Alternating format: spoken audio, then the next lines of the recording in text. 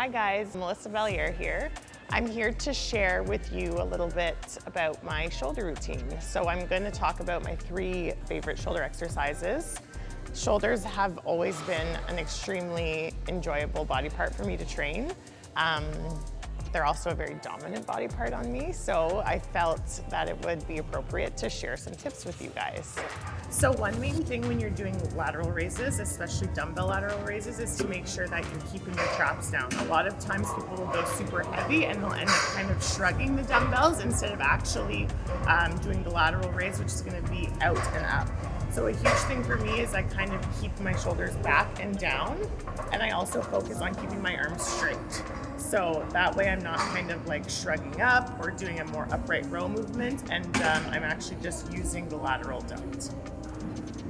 Okay, so now that we're nice and warm, I like to go into a shoulder press. So especially if I'm training alone, I like to do a machine press. Number one, it's easier than getting up heavy dumbbells by yourself.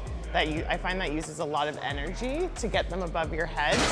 And number 2, it decreases the risk of injury because you're on a fixed plane of motion.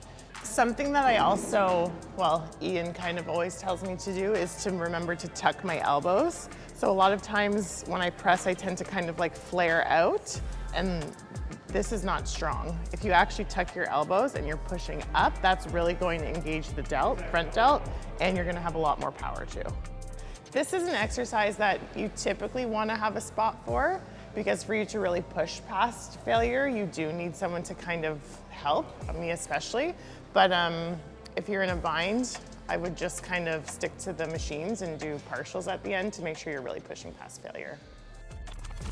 Okay, so typically I finish out my shoulder workouts with rear delts. Ideally, I like to do reverse pec deck if I'm in a bind, because pec decks always seem to be taken. Some gyms only have one.